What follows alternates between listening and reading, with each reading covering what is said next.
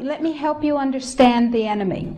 And let me assure you that absolutely nothing that I'm going to tell you is exaggerated, is interpolated, or is imagined.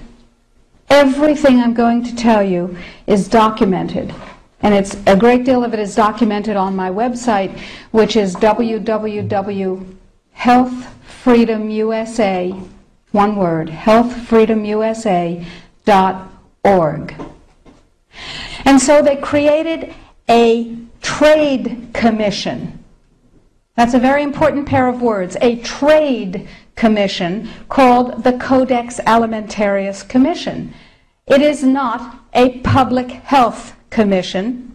It is not a consumer protection commission. It is a trade commission. Now, Codex Alimentarius Commission is administered by the World Health Organization, WHO, and the FAO, the Food and Agriculture Organization. They fund Codex and they run it at the request of the UN. In 1994, Codex, with no notice here in this country whatsoever, declared nutrients, put on your intellectual seatbelts, declared nutrients to be toxins. They're poisons. Dangerous industrial poisons. As poisons, we have to be protected from them. What we're talking about is waking up one morning and being very surprised to find that high-potency, therapeutically effective, clinically significant nutrients are now illegal in the way that heroin is illegal. Not available with a prescription, illegal. Every animal used for food on the planet, whether it has fins, feet, or feathers, every animal on the planet must be treated with subclinical antibiotics. Must be treated with subclinical antibiotics and must be treated with exogenous growth hormones. Codex requires, mandates that all food be irradiated unless it's eaten locally and raw. All food, including organic food, of course. So is it organic afterwards?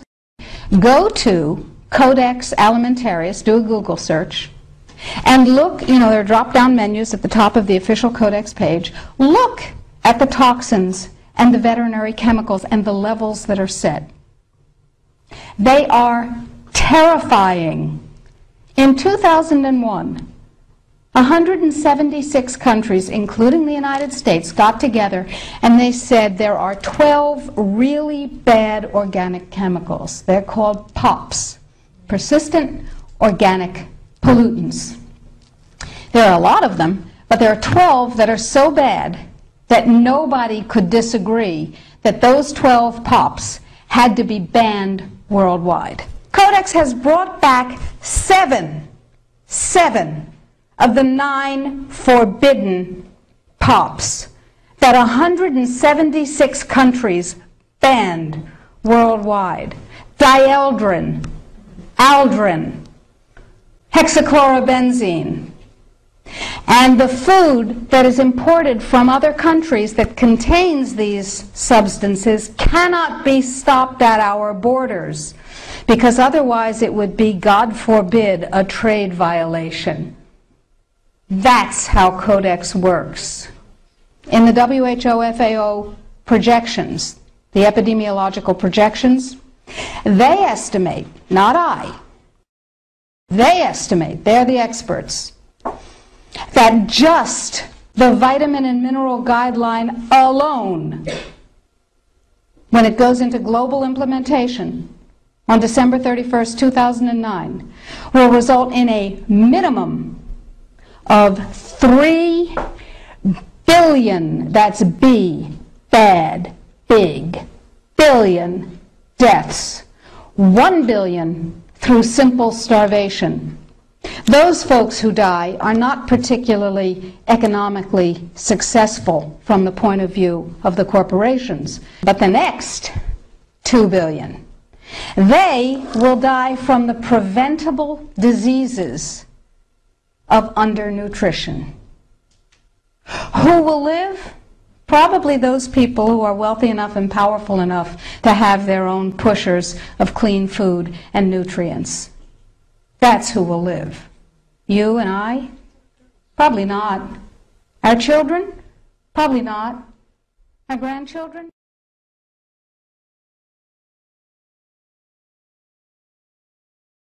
Hello there, everyone. This is Dan Dix reporting for Press for Truth TV. Ever since the beginning of time, in every civilization that has ever existed, there have always been the rulers of the world who want to dominate and control every aspect of everyone's lives. From the Babylonians to the Egyptians to the Romans, right on up to the 20th and 21st century, this human desire to rule like gods has continued. When Adolf Hitler made his attempt at a complete power grab, the people of the world rose up and fought back and managed to stop his efforts. Out of the ashes of the Second World War, we saw the rise of the United Nations, whose goals are to achieve world peace through unity. This has led to the formation of the World Bank, the World Health Organization, the World Food Program, and the World Court. The current global elite have been accelerating their plan by implementation through stealth, by utilizing things like the education system, Hollywood, and the mainstream media to condition the people of the world into believing that unity, to the extent of a one-world government, is the only solution to our many problems. Under the guise of humanitarianism, the current elites of the world have set up global governing authorities such as Interpol, the International Criminal Police Organization, and the International Criminal Court. In fact, the ICC, along with AFRICOM, the American African Military Command, are currently positioning themselves for military intervention in the nations of Africa, all in the name of peace and security. You see, the agendas for a one-world government are advancing so much so that now global governing authorities such as the UN and NATO are calling the shots, and they are bypassing constitutional authorities in countries all over the world. Do you think that you can act without Congress and initiate a no-fly zone in Syria without congressional approval? You know, again, our goal would be to seek international permission, and we would come to the Congress and inform you and determine how best to approach this, whether or not we would want to get permission from the Congress. I think those are issues we would have to discuss as we decide what to do here. Well, I'm almost breathless about that, because what I heard you say is we're going to seek international approval, and then we'll come and tell the Congress what we might do, and we might seek congressional approval. No, well, I want to just say to you, that's a big dish. Wouldn't you agree? You've served in the Congress. Yeah. Wouldn't you agree that that's would be pretty breathtaking to the average American? So would you like to clarify that? But I've also served with Republican presidents and Democratic presidents who has always reserved the right to defend this country if necessary. But before we do this, you would seek permission of the international authorities. If we're working with an international coalition and we're working with NATO, we would want to be able to get appropriate permissions in order to be able to do that. That's something that, you know, all of these countries would want to have some kind of legal basis on which to act. What legal basis are you looking for? What entity? Well, obviously, if NATO made the decision to go in, that would be one. If we developed an international coalition beyond NATO, then obviously some kind of UN security resolution would be the basis for that. Coalition of.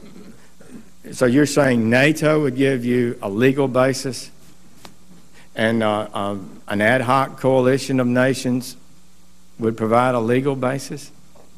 If we were able to put together a coalition and were able to move together, then obviously we would seek whatever legal basis we would need in order to make that justified. I mean, you know, we can't just pull them all together in a combat operation without getting the legal basis on which to act. Who are you asking for the legal basis from? If it's, obviously, if the UN passed a security resolution, as it did in Libya, we would do that. If NATO came together, as we did in Bosnia, we would rely on that. So, you know, we have options here if we want to build the kind of international approach to dealing with the situation. Well, I'm for all for having an international support, but I'm really baffled by the idea that somehow an international assembly provides a legal basis for the United States military to be deployed in combat. I don't believe it's close to being correct. They provide no legal authority.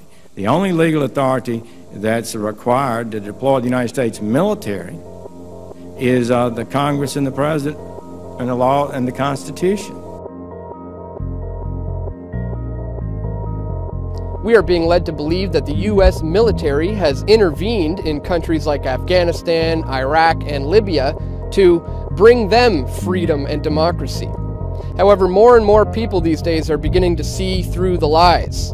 We can see that they have their eyes set on Iran, Syria, and Sudan, as well as Uganda, the Congo, and many other nations in Africa. The completion of the European Union is just one economic crash away, and the North American Union agenda is still on the table as we speak. We are currently slipping down a very slippery slope, which is leading us towards the formation of a world police who will enforce the laws of the world government, who won't be beholden to the laws of international sovereign nations. And so if you find that you are now asking yourself, what can I do as one individual person? Well, it's important for you to know that this entire system is set up in a pyramidal structure which is destined to come crashing down one day. The only question is, what side will you have been on when it's all said and done? I know I, for one, am going to continue to expose wickedness in high places and to shed light on the deeds that are done in the dark.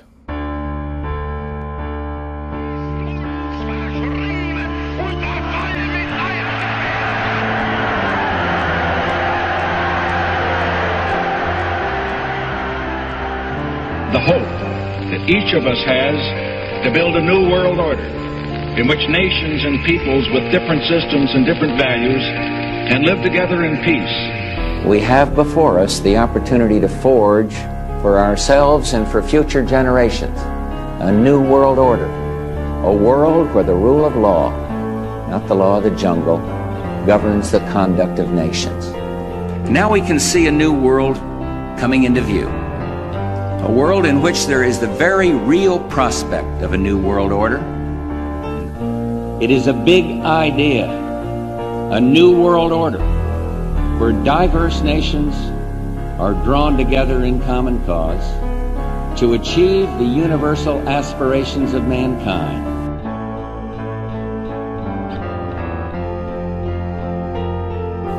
Out of these troubled times, our fifth objective, a new world order, can emerge.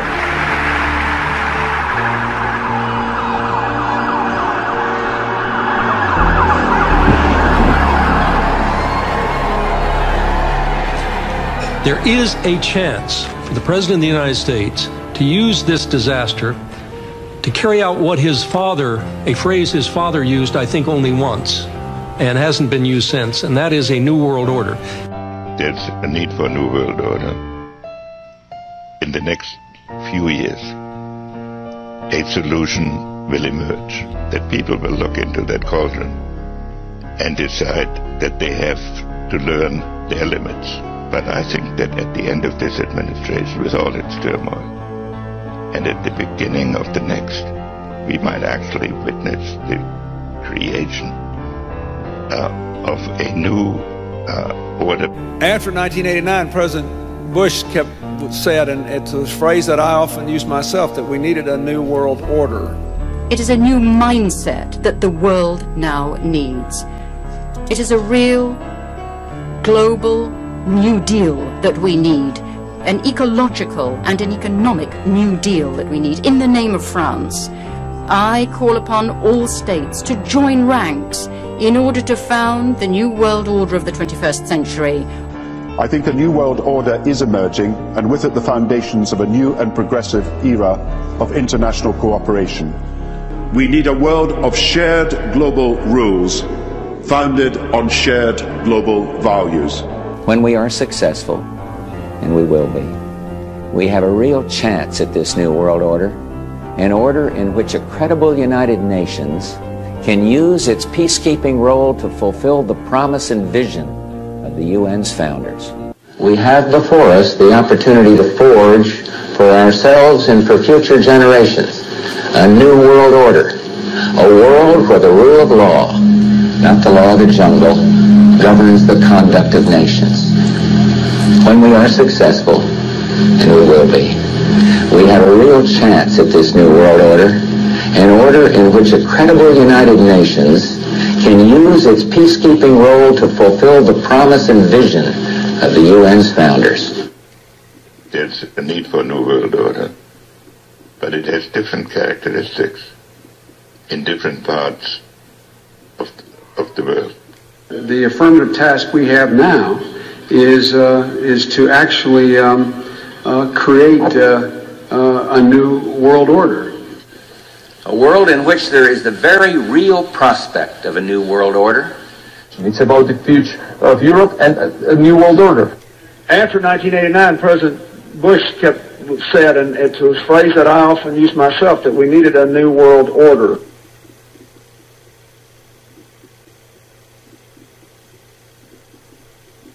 And the hope that each of us has to build a new world order. The pieces are in flux. Soon they will settle again. Before they do, let us reorder this world around us. So that the problem of the Bush presidency will be the emergence of a new international order. Within the next 4 years, we will see the emergence of a new international order. The beginning of a new international order.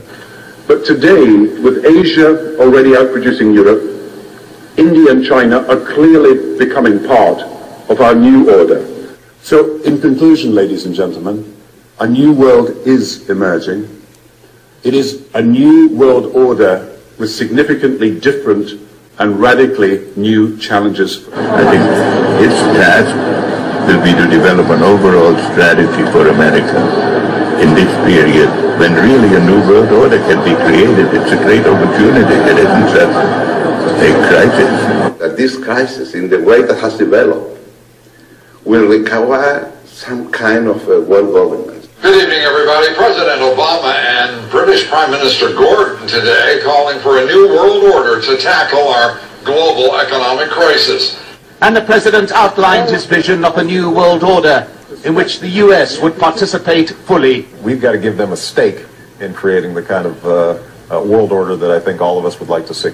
So I see a world order in the future with a multipolar world order. I think a new world order is emerging, and with it the foundations of a new and progressive era of international cooperation.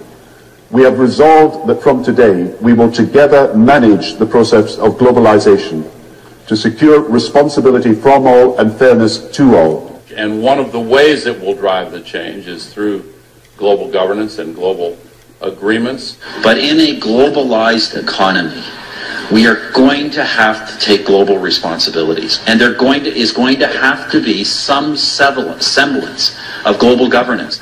Never before has a new world order had to be assembled from so many different perceptions or on so global a scale. Nor has any previous order had to combine the attributes of the historic balance of power system with global democratic opinion and the exploding technology of the contemporary period. There also exists an extraordinary opportunity to form for the first time in history a truly global society. Well, during the context of Saddam Hussein, which he handled so superbly in a short-term sense, we kept talking about a new world order. And then President Bush, at the end of that war, promised he would give 4 graduation addresses, 4 commencement addresses, describing that new world order and what America's role was going to be in it. Turned out he gave one of those addresses and canceled the other and talked about something else. That's what, because they weren't ready yet. That in fact we're all going to have to give up a little bit of our sovereignty in order to make the world work. And I strongly believe India will be a central actor in the new world order. And this present window of opportunity during which a truly peaceful and interdependent world order might be built will not be here for too long.